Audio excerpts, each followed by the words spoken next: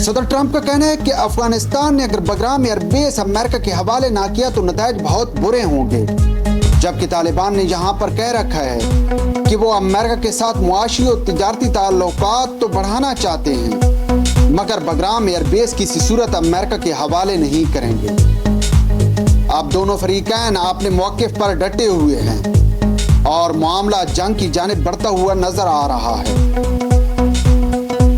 اب یہاں پر سب سے بڑا اور اہم سوال تو یہ پیدا ہوتا ہے کہ امریکہ کے لیے بگرام ایئر بیس اتنی اہم کیوں ہے؟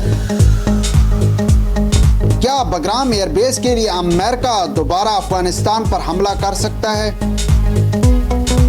ان دونوں سوالات کے جوابات ہم اپنے اس پروگرام میں ڈھونڈنے کی کوشش کرتے ہیں۔ سب سے پہلے بات کرتے ہیں بگرام ایئر بیس کی اہمیت کی۔ بگرام ایئر بیس آج سے 70 سال پہلے بھی بہت زیادہ اہمیت کا حامل رہا ہے۔ جب سوویت یونین نے گرم پانیوں تک پہنچنے کا خواب دیکھا تھا تو انہوں نے سب سے پہلے 1950 کے اندر بگرام ایئر بیس کی تعمیر شروع کی تھی۔ سوویت انجینئرز کے دور میں بگرام ایئر بیس پر کام شروع ہوا اور 1950 سے لے کر 1970 تک اس ایئر بیس کو ایک بڑے فوجی اڈے کے طور پر تعمیر کیا گیا۔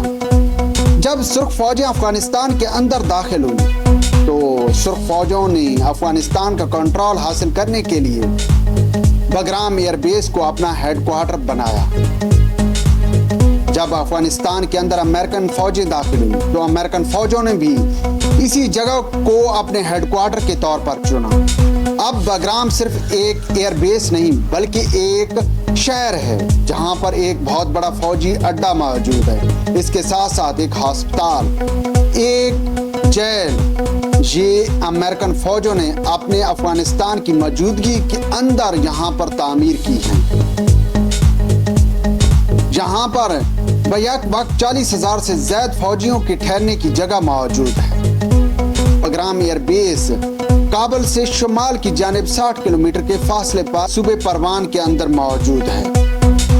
جبکہ اس بگرام ایئر بیس اور چین کے درمیان فاصلے کی بات کی جائے تو فضائی طور پر 400 کلومیٹر کا کم و بیش درمیان میں فاصلہ موجود ہے، جبکہ وخان کوریڈور سے لے کر بگرام تک زمینی فاصلہ کم و بیش 700 کلومیٹر کا ہے۔ یہ علاقہ انتہائی مشکل علاقہ سمجھا جاتا ہے۔ نے صدارت کا منصب سنبھالا تھا تو ٹرمپ کی جانب سے اعلان کیا گیا تھا کہ وہ بگرام ایئر بیس کا کنٹرول سنبھالیں گے، اور حال ہی میں جب چین کے اندر فوجی پریڈ ہوئی ہے اس کے بعد امریکن اسٹیبلشمنٹ کی خواہش ہے کہ وہ ہر صورت چین کے پڑوس میں آ کر بیٹھ جائیں۔ خاص کر تائیوان کے مسئلے پر بھی اس وقت چین اور امریکہ کے درمیان بہت زیادہ ٹینشن چل رہی ہے۔ دونوں ممالک کے درمیان تجارتی کشیدگی بھی برقرار ہے۔ امریکہ چین کو ٹف ٹائم دینے کے لیے اس بیس کا ہر صورت کنٹرول سنبھالنا چاہتا ہے۔ اب یہاں پر ایک اور دوسرا سوال جو کہ ہم نے اپنے پروگرام کی ابتدا میں اٹھایا تھا کہ کیا اس بیس کا کنٹرول سنبھالنے کے لیے امریکہ دوبارہ افغانستان پر حملہ کرے گا؟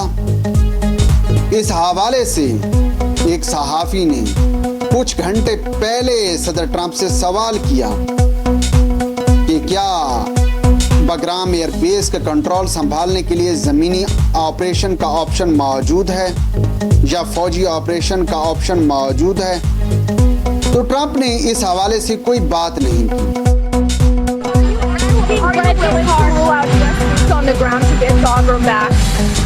We won't talk about that, but we're talking now to Afghanistan, and we want it back, and we want it back soon, right away.